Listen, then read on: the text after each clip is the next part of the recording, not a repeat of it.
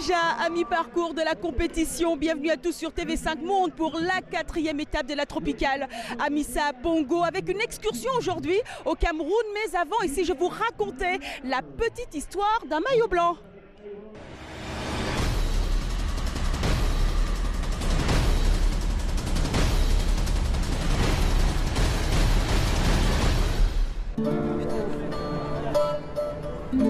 Il y a toujours comme ça dans la grande histoire du vélo des petites histoires de tours. Et ce matin, c'est l'histoire d'un maillot blanc qui s'était trompé d'épaule. Bizarrement, c'est en Éthiopie qu'il s'est posé alors que la destination était censée être l'Algérie. Et voilà que l'entraîneur algérien se met à sa recherche. Qu'est-ce que vous venez chercher là? Eh ben, on vient récupérer notre bien, le maillot blanc. Ok, thank you. Explication, Abderrahmane crève la veille à 3 km de l'arrivée. Afetab arrive bien avant lui à Ndjolé. Du coup, petite confusion. Le maillot est remis à l'Éthiopien. Sauf que malgré la crevaison, l'Algérien qui s'est le mieux illustré dans cette étape bénéficie du même temps à l'arrivée que le peloton. Du coup, le meilleur jeune ce matin, c'est lui, Abderrahmane Bechlaghem. Il y a toujours comme ça, dans la grande histoire du vélo, des petites histoires de tours. Et ce matin, à Oyem, dans la province du Wellington, cette petite histoire du maillot blanc a été contée devant le Premier ministre gabonais, Daniel Onaondo, originaire d'ici, qui a donné le départ. Après une petite boucle à Oyem, le peloton se dirige vers Ambam, au Cameroun. Très vite, une échappée se forme. 4 hommes prennent la tête de la course. Le Rwandais Patrick Bouikou Sengue, l'Espagnol de Funvik Antonio Piedra et 2 Marocains, Mohamed El Rafai et Abdelati Saadoun, 40 ans, autant dire un vétéran. Hier, ils ont pris de retard. Rafai et Saadoun, ils ont à peu près 3 minutes 30 de retard. Donc, il fallait tenter quelque chose.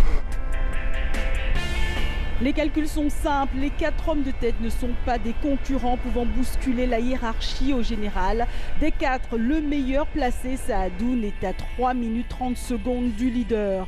Du coup, le peloton ne produit pas un gros effort, ralentit même, histoire peut-être de se réserver après la dure étape d'hier. Et les 4 hommes vont avoir jusqu'à 3 minutes 50 d'avance sur le groupe maillot jaune. Un groupe dans lequel l'Érythrée a peut-être un coup à jouer avec Tesfom Okuba Mariam, meilleur africain, mais surtout 3e à 16 secondes de Andrea Palini au général. Au passage de la frontière camerounaise, Skydive Dubaï prend les choses en main et mène le peloton à la poursuite des échappés. Et l'écart se réduit considérablement. Et à 13 km de l'arrivée, les lieutenants de l'Érythréen Okuba Mariam mènent le train. Quelque chose est en train de se passer au classement général à cet instant. Un groupe de 12 coureurs qui étaient sortis du peloton arrive à Ambam en sprint. Un sprint lancé par Adil Geloul qui l'emporte. Le premier Camerounais, Yannick Lontsi, sur ses terres, prend la 27e place. Je ne suis pas satisfait parce que j'avais espoir d'arriver un peu plus devant, mais ça n'a pas été le cas. C'est le sport. Ça arrive. Bon, on garde le moral pour le reste des étapes qui arrivent. Je suis très fier de lui. Hein. Il a travaillé. Hein. Quittant le Gabon au Cameroun, là, c'est chaud, hein. Mais il a fait fort. Salut ma grande fête, c'est fort. C'est fort. À vous l'antenne. On garde le sourire, Yannick, tout comme Adil Geloul, victorieux à Ambam. 3 victoires d'étape pour Skydive Dubaï.